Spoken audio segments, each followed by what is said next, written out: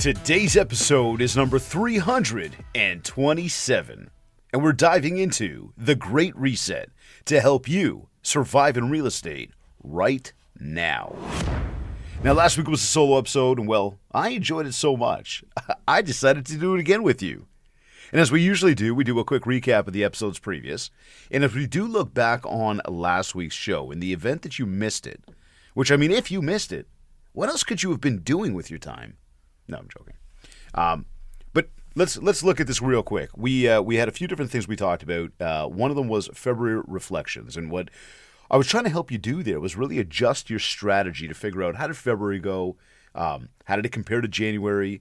You know, what can I do to refine my strategy based on what happened and what I actually accomplished in February. We talked about the market a little bit and how to get ready for the spring between, technology and lawsuits and big brands and just, how to really capitalize on what's going on right now. And I did give you some action steps to get out there and get involved in those real human interactions with, door knocking and community events and sponsorships and just the idea of, hey, it's spring. People are coming back out of their homes.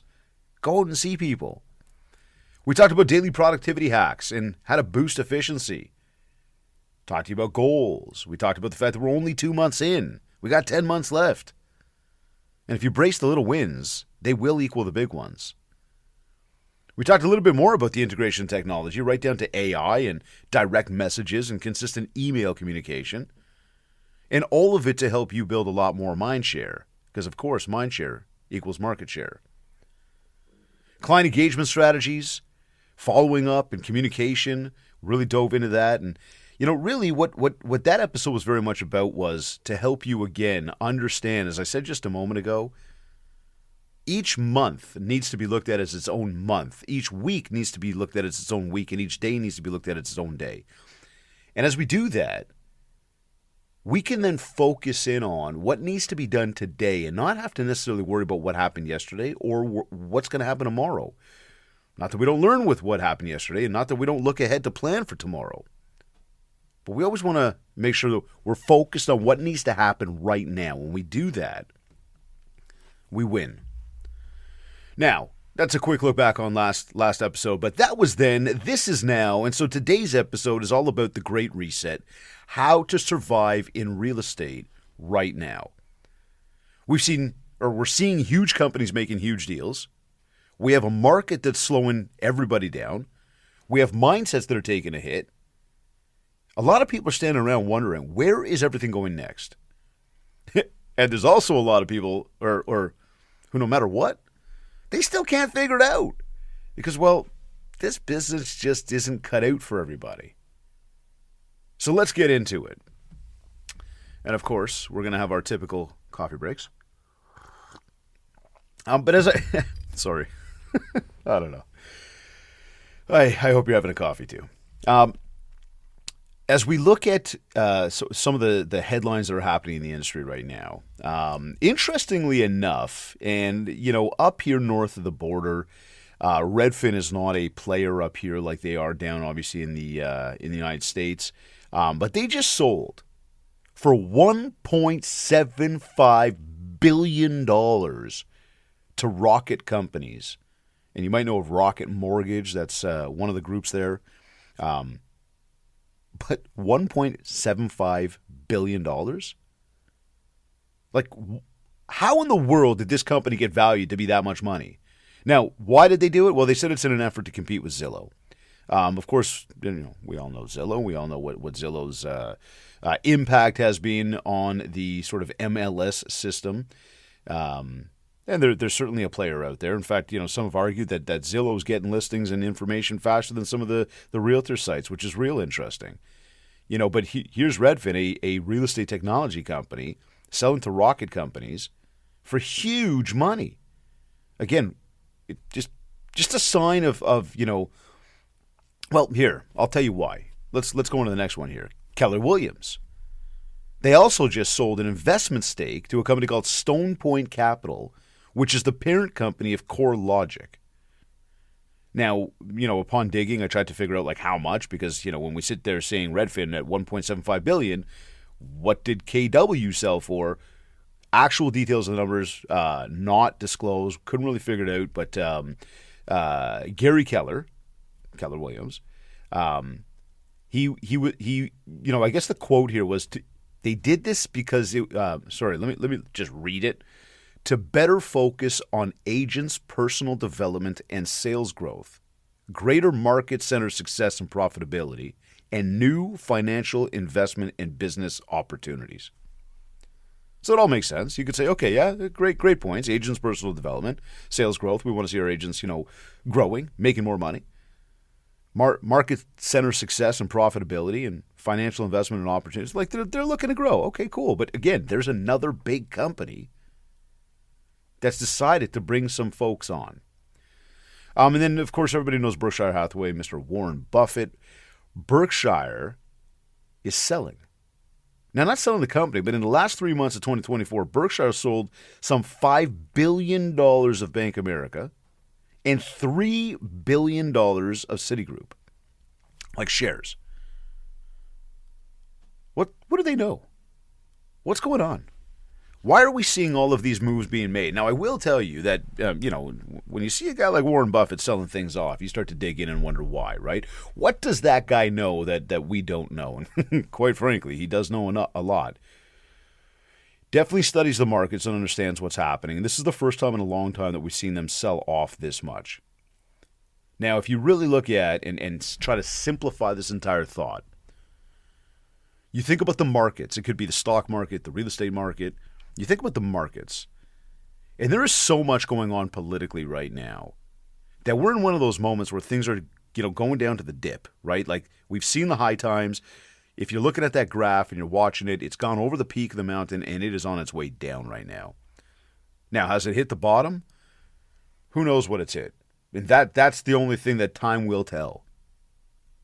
But when you see big players selling, it is a sign to say, hey, maybe there's something I should be looking at when it comes to my investments. And so an action step to that is, I would tell you exactly that. Look around at the investments that you have, be it real estate, be it stocks, be it crypto, be it whatever you're involved in, and just take stock of where things sit right now. Do a 3-month, a 5-month, and even a 5-year look back to fully understand what is the trajectory of this. And not that you can predict whether it's going to go up or go down, but when you do see big moves being made by the real pros with the little bits of money in the billions, it is a sign that we should be taking stock of what it is that we have to understand what should our next move be. Now, the brokerage game in of itself, because we just really listed off 3 massive companies, 3 massive brands in this game. Overall, the brokerage game, it has totally changed. I mean, the fallout from 2020, 2021, when we saw the height of the real estate market, I don't know, it's interesting. Even prior to that, everybody was really up in arms about, or focused on, let me say it that way, focused on renovating offices, making them look better, creating those environments that people want to be part of, which is all good. I mean, hey, that's what Starbucks did, and he won the game. But then it got into like the technology and the services that can be offered. And from the technology and the services, it started to get into the world of leads and how many leads can we offer to people. And that started to become the hype. And yes, I know I've gone on about this a bunch of different times, but it is something to, take into consideration here when we think about the business itself. And all of this is going to tie together towards the end of the show. So stay with this stuff. But it's no longer just about the split that you get. A lot of these big brokerages now are like factories. I mean, through a lot of the reading that I've done, okay, and just the research on this, because I mean, this is the sandbox I like to play in over here in this real estate game, and we're noticing a big shift. The smaller brokerages are finding it harder and harder to survive. In fact, the game of real estate brokerage, it's become very difficult to become profitable any longer, or to be profitable any longer. And so you've got the big brokerages, which are essentially just like factories. They're just bringing agents in. People get out of school. They get their licenses. They come into the business. And some of these big brokers just sign them up. And now this brokerage could say, we've got 300, we got 400, we have 800, we have 1,000, 1,200, 1,500 agents. Okay, great. And at that point, could a broker be profitable? Yeah, to some degree. But there's also going to be all sorts of other headaches that come along with it, and the staff members and everybody else. But it is getting tougher for the small brokerage to survive. There's also a significant lack of value that's being handed out there. Now, I will say I did have a conversation with somebody the other day, and we have many conversations with folks who are looking to make moves on brokerages. But I had this conversation with somebody the other day who, really stated that the one problem that they were having was they don't have anybody at the office to ask questions to. The manager's not supportive. The broker owner's not supportive. They're not getting the support that they need. And if they do call, they either leave a voicemail and they have to wait for a call back, or they actually get a little bit of attitude, or maybe even a lot of attitude. So should they make a switch? You see, if you're sitting back saying, well, they're not giving me enough leads, that's not a reason to make a move. If you're sitting back saying, hey, my split is not where I want it to be, that's not necessarily a reason to make a move. And if you're thinking like, whoa, why not? Well, because we are in a business of transactions and negotiations. Why don't you go have and negotiate this a little bit? Talk about it. See what you can do to make it happen for you. So again, as an action step, in this current market right now, knowing what's going on from a big, big level, knowing, we just touched the tip of the iceberg when it comes to what's happening in a brokerage perspective of, are they a smaller brokerage? Are they as profitable as they'd like to be or possibly could be? Or is it just not even possible anymore? Is it a massive brokerage with hundreds and hundreds, if not more than that in terms of agents?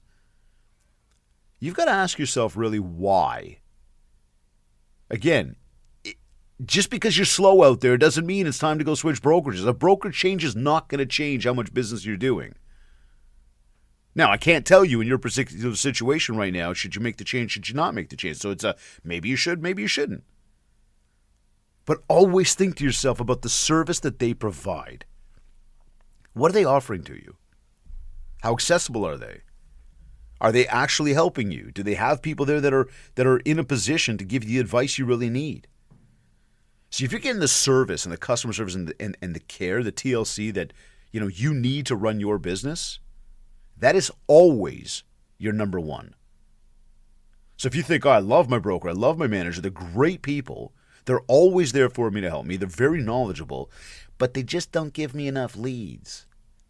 Well, that's not a reason to make a move. How about go out there and do the work? Anyways, I don't want to get in a complete tangent about that. Moreover, just wanted to kind of paint a picture of what's going on out there right now. When it comes to the market, when it comes to what's happening, when it comes to what the big companies are doing, we can always learn from something. And that's either the big brokerages selling off, or it's the big brokerages that are, bringing on more agents, or what they're doing to offer value. There's something to learn. And it doesn't mean it's the best. It doesn't mean they're right and you're wrong, but we can always take a page out of that book.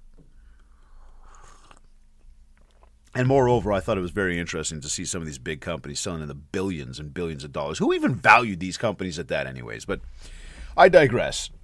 So let's change this one up. The other day I'm in the car and I get a phone call. And I looked in at the phone and I happen to know the person calling. And I thought, it's been a while. Haven't spoken to this person in some time. And, pick up the phone, say hello, and do a little bit of chit-chat, right?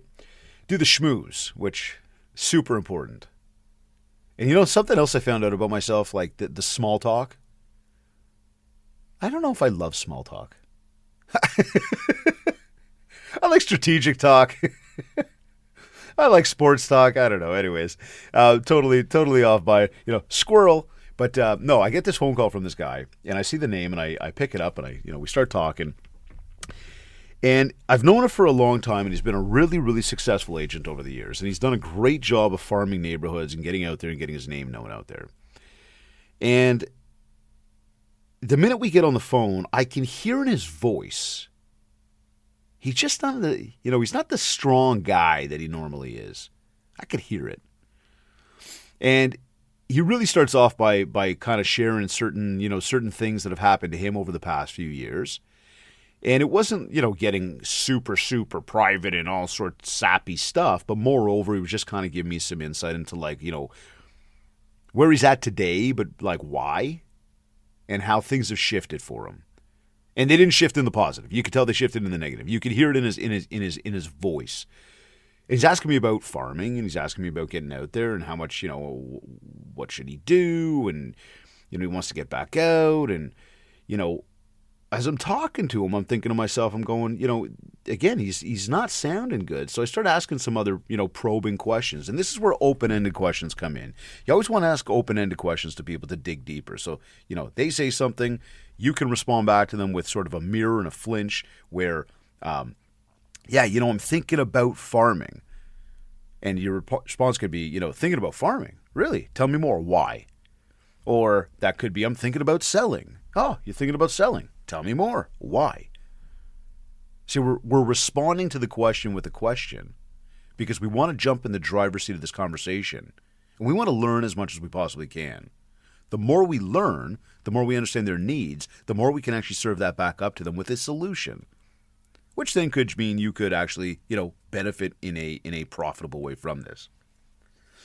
Now, in this case, though, I wasn't, and look, I'd be lying if I said, of course, we don't want to take advantage of the opportunity to do some business here. Absolutely. However, in understanding what he was looking for, in my mind, I thought, I've just caught certain things. Number one, mindset is in a bad spot right now.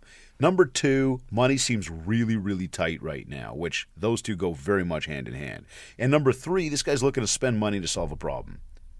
No way in the world is that the right strategy right now. So I stopped him as he was talking at some point, and I just said, well, hold on a second, let me ask you something. He goes, yeah. I go, how are you doing right now? He goes, me? I said, yeah. How are you actually doing? How are you doing? Because he was telling me about the market, his real estate business. He's like, man, I'm not good. I said, I know. I could tell. I said, I'm going to tell you something. I'd love to get you started with everything we do here, okay? I'd love to help you with the marketing. I'd love to help you with the coaching. We do all that stuff, as you know. We do all that stuff. So, but you're looking to spend some money right now to solve a problem. And money is not the solution to complacency. And in this case right here, no matter what, in speaking with you, I can hear the impact that this market has had on you and this past few years has had on you. And in fact, listen, I said it to him and I'll say it to you too. The impact, the market is having an impact on everybody right now. Okay, there's all sorts of people out there that want to make more money. But we need to know that mindset is everything. If I'm sitting there talking to you, yeah, hey, yeah, look, things are, they are what they are. And, yeah. You're probably thinking, what's Dave talking about right now? Exactly. I don't sound good. I don't sound positive. I don't sound like I have good energy in me. So why would you want to deal with me? What kind of optimism am I presenting to you about what we could possibly do to help you with your situation if I don't sound good in my situation? Look, again, mindset is everything. And the fear of where is the next paycheck coming from in this business, it is very real. Everybody worries about that at all times, whether the market is good or the market is bad. We are in a business of hunting. This is what we do. We get up and we hunt. And it's a lot of work because there are many days you don't catch any food. Let's turn that around and say we're, looking for deals. You get it, right? But we're hunting. And if you're not going to get up and hunt, you're just not going to eat. Okay, so number one, we got to get up and hunt, but now we're getting exhausted. Number two, we're hunting, but we're still not getting anything. But I'm doing the work. Well, let's make sure you're doing the proper work. And then when things are coming through, you still got to go and hunt more. There's always a fear of where's the next paycheck coming from in this business of real estate. In this world of sales, this is what we've chosen to do, but we've also chosen to give ourselves an opportunity to make a lot of money. But fear is the biggest motivator that most anybody has. Recognizing that, understanding that, nothing wrong with it. In fact, you're being very honest with yourself on it. It's a part of this game. Now, the amazing part about that is once you accept that, once you can sit back and say to yourself, I get it, I totally accept this. I understand that I'm going to be worried on a regular basis of where that next deal is coming from. But I also know that I can suppress that worry if I do what I'm supposed to do. And when you do what you're supposed to do, you end up getting results that you want to get. And now you shift your mindset from a negative to a positive, because a negative mindset gives off negative energy. And with this guy particularly, I could hear it. I could feel it. I could tell. So the reality is there wasn't any form of marketing that he could be doing at this very moment, right now, to start securing more deals. He first has to start with changing him. Working on him. In fact, that's what I dove into. I wanted to know if he sets his goals. I wanted to know if he reads. I wanted to know if he's still going to the gym and working out hard, because he always did, as I know him. But he admitted a lot of that stuff fell off. There's a bunch of stuff he's not doing. The gym he's certainly not at right now. So you start to find these little things within yourself. This is what I do. I try to find it within you. I do that. We try to figure out what is causing you to be where you are right now. Once we understand that, then we can build out the system and the process that we need to go out there and get more business. So, action step here. It's time to reflect on Q1. The first 3 months of the year are pretty much in the books. This is your moment right now to start planning for the next quarter. We always take the year and we break it down. We break it down into its smallest forms. Then we use different ratios to see what's actually happening. So yeah, on a daily, we're focused on the day. Never mind, we're focused on the hour. We're focused on the right now, which was planned and prepared, and we were ready to go for it. And then every quarter, we take time to review. We take time to look back. This is that whole idea of track, measure, and adjust. If you do not track it, you cannot measure it, and therefore you cannot adjust it. But when you are tracking what you do daily, it's beginning to compound weekly and monthly. You can then take your quarter, measure it all out, look at what did I accomplish in these first 90 days of the year. I'm 1/4 of the way in. And what can I do to adjust for the next 3 quarters? Never mind even the quarter 3 and 4. What can I do to adjust for quarter 2 right now? So again, this is your action step. It is time to reflect on how Q1 went for you. And write this down if you can. And if you're driving, bookmark this or come back to this section. But this is what you want to do right now. It's very important. 1, you want to go back over your goals for the first 90 days. Truly look at what you did and did not accomplish. Take a realistic view of what happened. Did you make as many calls as you were supposed to make? Did you make as many social media posts as you had to? Did you add as many people as you could to your contact list? Did you send out as many email newsletters as you possibly could? How about as many print newsletters as you possibly could? What were those goals? Did you go to the gym the way you wanted to? Did you read books the way you wanted to? What were those goals you had for yourself?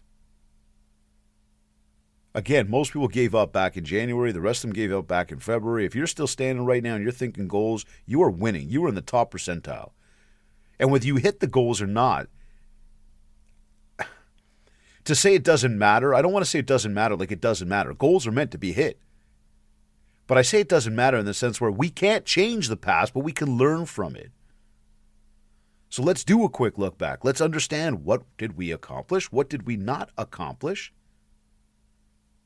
And then let's be real with ourselves to what we need to do in these next 3 months in order to accomplish. Because if you didn't do what you were supposed to do, you cannot expect to get what it is that you want to get. So review your goals. Next up is your marketing plan. Review your marketing plan. Go back over. Look at the budget that you set for yourself. Is it the same budget? Can you afford to do a little bit more? Did the year get off to a little bit of a better start for you? Maybe it is a slower start like many people. Maybe you got to reduce a little bit. Reality is, if you set a budget properly, you don't have to reduce anything. Then, of course, look at the channels that you're using. What did you outline for Group 1 and what did you outline for Group 2 among the 7 different ways to communicate? What are you doing with Group 1 and did you execute? What are you doing with Group 2 and did you execute? Like if you're sending flyers, you're not door knocking, you better get out there. The weather's changing, it is time. If you're not making the phone calls to your contact list, you better start with that. This is your moment right now.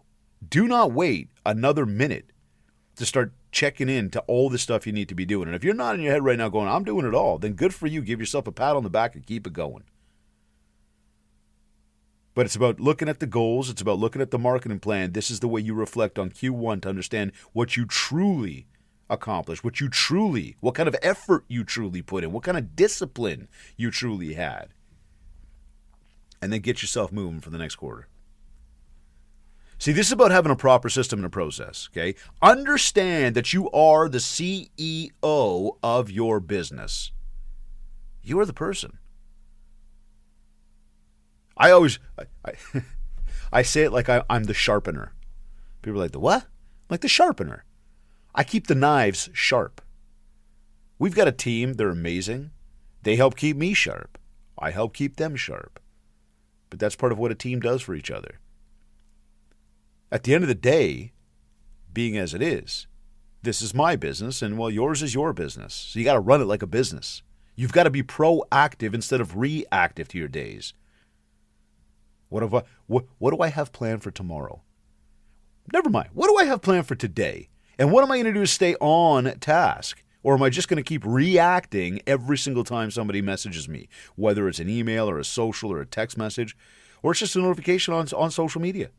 What am I going to do to actually control my day so that I can make sure that I'm hitting those goals and I'm doing the IPAs, income-producing activities that I set out to do in my marketing plan, in my business plan, the things that are going to drive more business so I can limit the fear. See, working on your business versus working in your business. Let me give you an example here. And this is the part that most people just don't do. Just lack of discipline. It's not like it's hard. But working on your business is you planning your day for tomorrow. It's you having a conversation or meeting somebody, whether it's somebody you already knew or a phone call or somebody in person, maybe it's somebody new. But it's about you taking time to add that person to your database. Then putting in the notes about what you talked about, where you met, whatever it be. Any contact information you have about them. Adding them to some marketing. And scheduling to talk to them again. Now, it sounds tedious. I can remember all that stuff. But really, can you? You can remember every single conversation with every single person you had. And you can remember to follow up with every single one of them. No, you can't. And even if you think you're really good with that, why would you leave that burden on yourself? Why not hand that over? See, this is where technology comes in. This is where the automation comes in. This is where you can get some leverage for your business and simplify things so that you don't forget, so you can enjoy. So you don't have to remain so stressed about having to remember everything.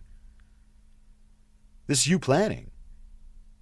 When you put people in the database, and you let the database, the CRM system, remind you when it's time to call and what you talked about, now you can start to open up some space in your mind to focus on some other things in your business. But that's you working on your business. When you're actually making the calls and having the conversations, that's the in the business. Take it, let's say you've got an open house that you're hosting. Again, all the preparation leading up to it is you working on your business. When you get there, you are working in your business. See, it's amazing how doing the business is actually the easy part. Running your business, that's the hard part. Again, we see so many folks in this industry, in this game, that have zero clue how to actually work on their business, how to actually run a business. Might be good at going around and picking up phones and opening doors and hanging log boxes, and when they get the deal, it's like, okay, they know what to do to process it. But it's about running the business, understanding the finances and the accounting. Well, I guess those are the two of the same thing. But the marketing, right? Again, yes, the finances of it all, the inner workings, all the moving parts. Again, you're the CEO. You've got to have your hand. You're, on all of it. And yes, that's the hard part. That's the part that people need to figure out. When it's just you, yourself, and your laptop, you at your desk by yourself, not talking to anybody else, truly understanding these are the moments right now where you need to be focused. Now, this is also a moment where we could sit back and say, well, if you've got that much going on, then maybe it's time to hire an admin. And maybe it is. Now, of course, again, when the economy's difficult, it's not the easiest thing to go out there and just find somebody. Not because they're not available, because there might be a lot of people looking for jobs, but maybe moreover because you cannot afford to bring somebody in at this moment. And look, let's be real clear. There's nothing wrong with that. Nothing at all. But if you thought to yourself, I do want to hire somebody, or I do need the help, or I feel completely overwhelmed and I don't know what to do, here's what I'd suggest to you. Okay, here's some action steps when it comes to an admin, somebody that can help you run this business. First, start off by making a list of what you really like to do, what you absolutely don't like to do, what you love to do, like you're really good at, and what you're really not good at. So if, for example, you say, I am really, really good at being on the phone with people, but I'm not really good at organizing who I should be calling. Or I'm really, really good at, doing the actual real estate deal, but I'm not good at writing content, marketing myself.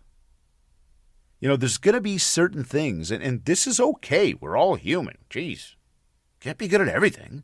I mean, I know we want to be, but it just doesn't work that way. You do have flaws. Yes, you do. But here, make that list, okay? What do I like to do? What do I hate to do? What am I really, really good at? What am I not so good at? Start with that. And what you'll do is you'll be able to identify the things that, again, you really like to do and the things you're really good at. And you'll identify the things that, you don't like to do and the things that you're not good at. And there's going to be technically 4 different lists there. But now you've got a good list to be able to say, okay, now I know what I would delegate to somebody. Well, how do I find that somebody? Yes, you could put out ads. Yes, you could hire a recruiter. All this stuff can cost you tons of money. It doesn't have to cost you tons either, but it can. You could put out simple posts on your social media, which I think are one of the best ways to do it. Put it up on your stories. Looking to hire somebody for an admin position. Contact me if you are that person, somebody. You can put it up on not only your stories on your social, but on your feeds. LinkedIn's a great spot. Again, there's a bunch of different ways. You could post it out and people send in resumes. If you haven't gone through this before, understand there is going to be a level of time involved in that where you're going to have to sift through these resumes to figure out who's the right person. But that is part of the process. Moreover, if you do put it on your social stories and you do converse with people on a regular basis about it, somebody might just pop up. And ultimately speaking, one of the best people that you could hire could be somebody who's maybe in an admin position from your office. And I'm not suggesting that you go and poach somebody from there. What I'm saying is, though, there's people that are looking to make a move, or maybe they know somebody. Have the conversations with people. Hey, you know somebody that might be interested in doing an admin role? Hey, you know anybody looking for a job? Hey, you know anybody who's good at? Just have the conversations, and you'll see people will pop up. Again, this is the same game as playing like when we play for referrals, right? Have the convos. Now, once you've made that list, and then once you have the conversations, and once you find that person, 2 more things I'll add on here. And of course, there's a lot more deal to jump into here about how much you're going to pay them and how to figure that all out. But really, really quickly here, just 2 things that need to happen. And if you've got an admin right now, I want you to consider this as well. Have regular meetings.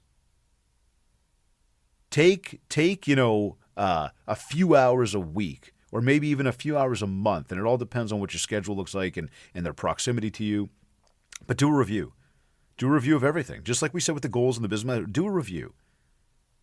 See what's working, see what's not working. Give things time to evolve, and then figure out, okay, what can we do to change that up? There's also something else I'll add on to there, so that, a regular meeting, maybe on like a monthly interval. And then there's what we call the end of day. And the end of day is a quick 10 to 15 minute meeting, whether you do it in person or your admin sends you a breakdown by email to say, this is what I accomplished today. It allows you, the business owner, the CEO, to then properly plan for tomorrow. Okay, so again, there's the action steps there when it comes to, again, working on your business instead of just in your business and how to help yourself get to that, that next spot. Think about making those lists that I told you about. Think about doing a meeting once a month, and then do that end of day so you can always keep your finger on the pulse to understand what's truly happening in your business. Okay? Look, this business is all about the experience that people have with you. What do you provide? What do you offer? What do they see? And we want to make sure that on a regular basis, we're focused on being proactive to the process and what we need to be doing so that we're always in our lane. And I'll tell you, even when we talk about mindset, sometimes it's self-inflicted. We set these unrealistic expectations about what other people are going to do to help us or how they're going to act with us, whether it's clients, maybe it's a team member, maybe it's an admin, maybe it's a broker, maybe it's a family member, it could be a friend, anybody. I know it sounds negative to say this, but people will disappoint you. And I'm not looking at the glass half empty here.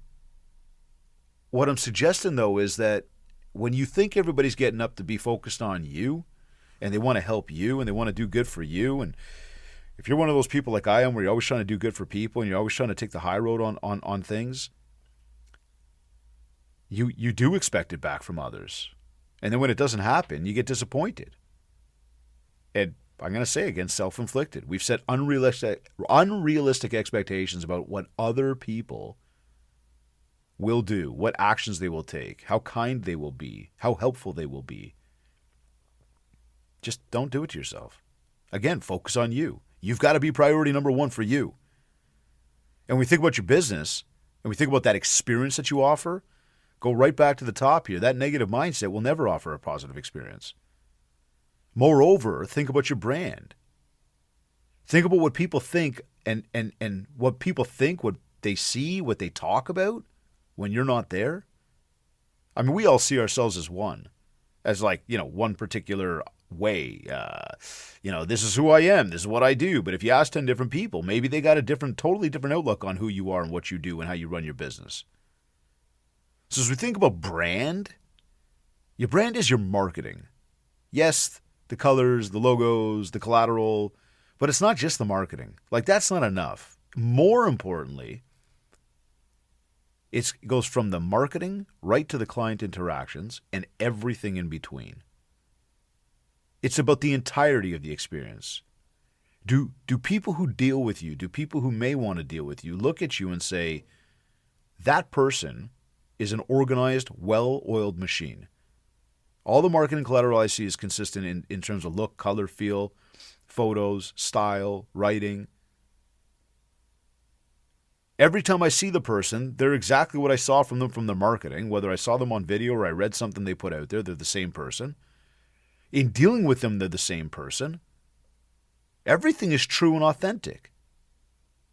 When you do that, you're already winning the game. Think about how many people you've met where they've got a big smile on their advertising. You meet them and they're assholes. Like, think about it. Like, it happens, right? You think to yourself, you're like, you're not who I thought you were. Always be who you want them to believe you are. And be that person. Don't just fake it. Right? Fake it till you make it. No, be that person. The more authentic you are with it, the more you will attract people. Okay, again, the experience that people have with you from your marketing to client interactions, that is everything to you. So an action step here, once you take an inventory of your branding, go through all of the marketing that you've got. Every piece of marketing material, from signs to business cards to social media profiles to, listing presentations to website, email headers, banners, newsletters. Look at it all and ask yourself, does it all look the same? Is the photo the same? Is the logo the same? Are the colors the same? Does everything look the same? Think about the way you present yourself and the person that's in that marketing, and look yourself in the mirror and ask yourself, am I the same person? Then take stock of where you might need to make adjustments. Again, this is Q1 being almost done here. This is you, again, going back and doing this tracking, this measuring, this adjusting. This is where we're doing this with our brand right now.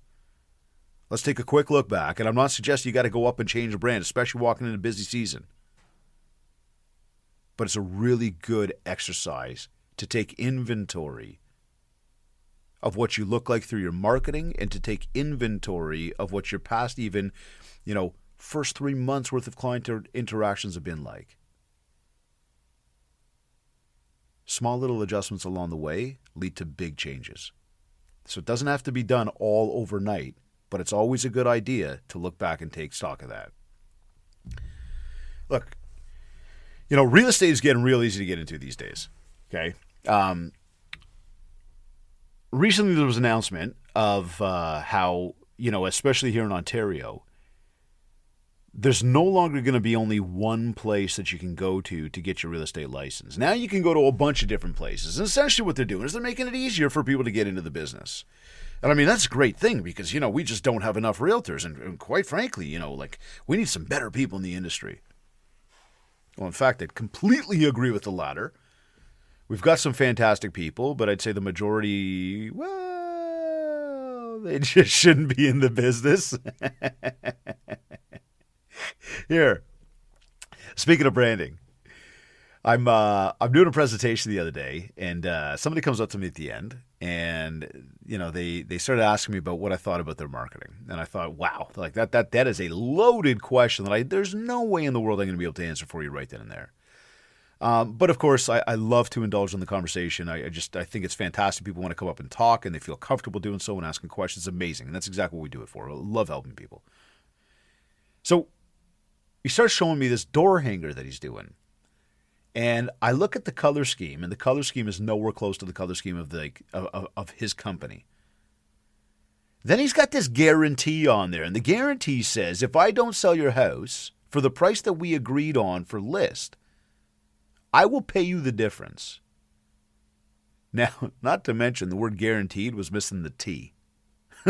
So it was spelt incorrectly. So here we've got this door hanger where the colors are completely, I don't even know where the colors came from. They were purple and yellow. And this guy was not working for a company that was purple and yellow. And his business card was not purple and yellow.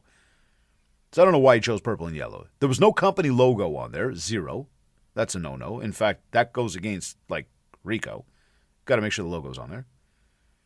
And then he's got this guarantee, and the word guarantee is spelled incorrectly. And not to mention, the guarantee itself, again, he's going to pay out the money if he doesn't sell the house for what you agreed upon with the list price. And I said, so wait a second. Let me get this straight. If I list my house for $500,000 with you, and you sell for $480,000, you're going to pay me the difference? And he goes, no. And he goes, look, see this? And he points to the asterisk. I said, yeah. And he flips it back to the other side with the fine print down at the bottom, and it says there, up to $10,000. I said, okay, hold on a second. So you just told me you're going to do that, but now there's the fine print. Yeah, okay, I can understand it. I said, with the fine print, I looked and I says, okay, so $10,000. I said, so the house is listed at $500,000. You sell for $490,000. You're going to pay me $10,000. You're going to give me the difference. He kind of looked at me. I said, seriously. I said, all the marketing that you got to do to sell the house, all the time you put into it, and you're going to pay me $10,000? All of a sudden, he gave me this look, almost like it hit him. What hit him? The offer that he's making. I don't think he fully understood what he was actually offering to people. Can you believe this? I honestly, I can't even recreate this story for you properly right now because my mind is just wheeling in how crazy this was, right? This guy's going out and he's trying to just purely transactional. This is exactly how he's trying to figure out he can get his business. He's going to be a transactional agent. He's going to make some offer. And people are just going to buy.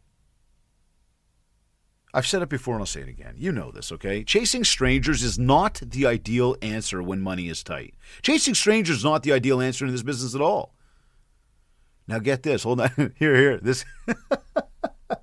It gets better. No, it gets worse. Oh, my God.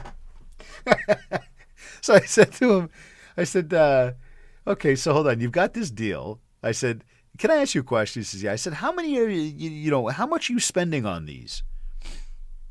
Ready? You're sitting down. $2,000 a month.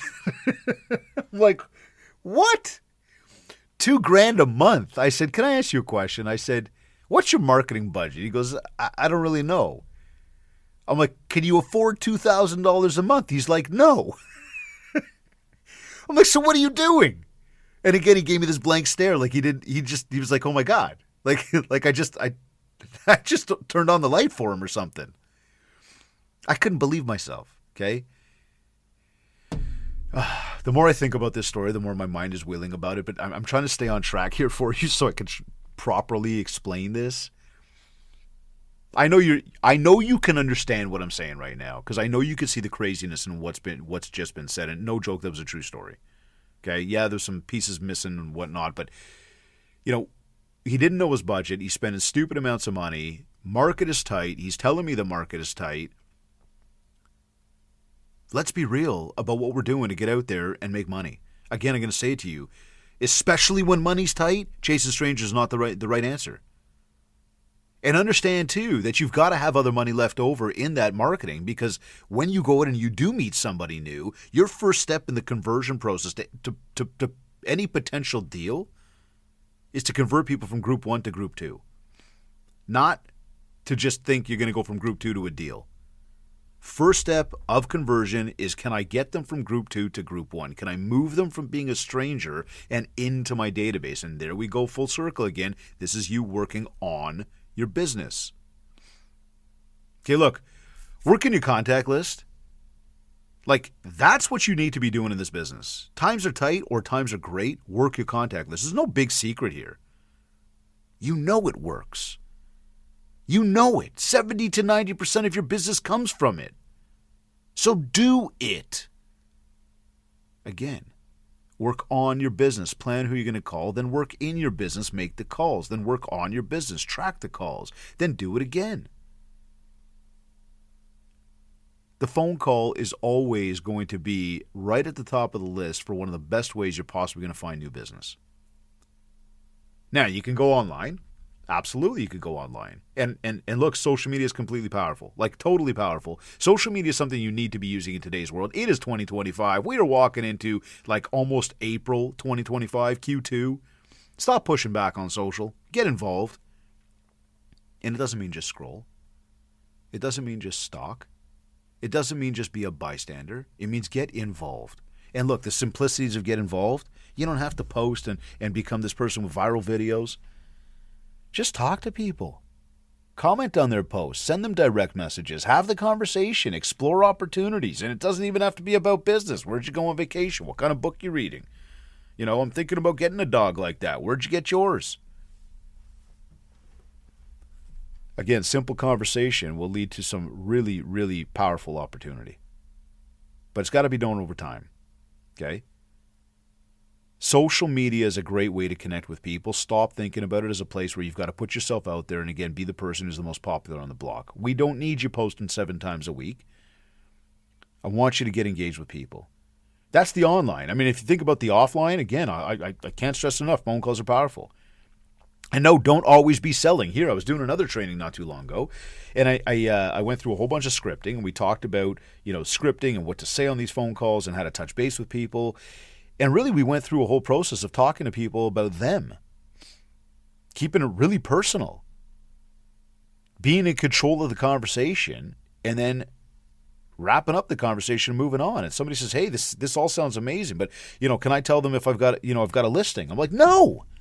Why would you tell them you got a listing? Well, it's like, you sit there and think, but like, I'm calling them for a reason. I got to sell. Yeah, listen, at some point we'll get there. And don't forget, if they are on the proper plan, 10-year plan, which we teach part of our coaching program, they will see that you're in real estate. They will see you're in the business. So you don't always have to be selling. You got to be building relationships here. So look, again, an action step, and let's, I always love to add these in, right? But an action step here is to focus on those daily IPAs, your income-producing activities. When you're on social media, comment on people's posts, engage in conversation, send some direct messages.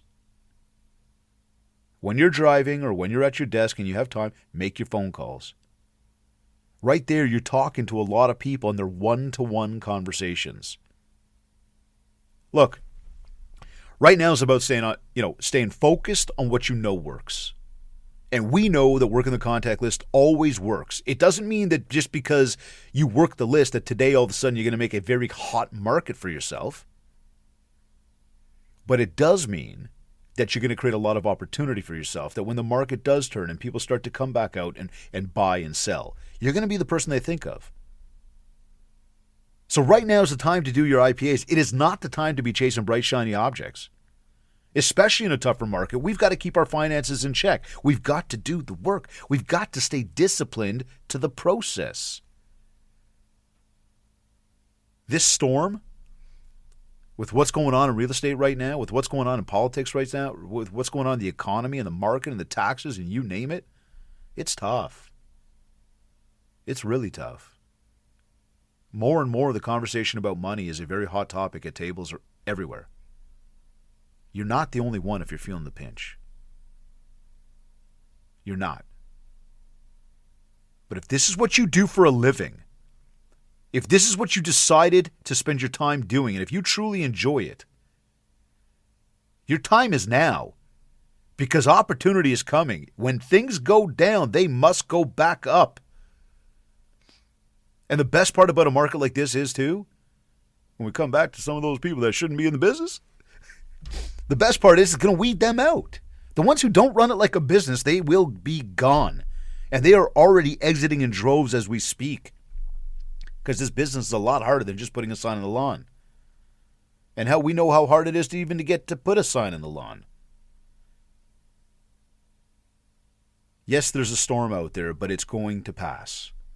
So again, your action steps from today's episode, if you want to survive this, mark these down. Review your business plan. Go back over your numbers. Really try to identify what kind of dollars you have to be able to spend on marketing. Keep that marketing budget in check. Don't go chasing bright, shiny objects thinking there's some answer for how to speed up the market for yourself. There is not. Pardon me. There is not by spending money. There is by doing the work. Focus on your goals. What is it that you want to achieve? Where do you want to be by the end of this year? Q1 is done. This is your moment right now. You got 3 quarters left and you're walking into the busiest time of the year, hopefully. And I say hopefully because who knows what's going to happen. But this is the spring market. Do the work and you will win. The reset has begun. The question to ask yourself, where do you want to be standing when we get to the other side of this thing? Hey, if you like today's episode, if you want to discuss any of this further, this is where we spend our time helping agents every single day. So I invite you to get in touch with me. Now get out there and go build that mind share so that you can get the market share.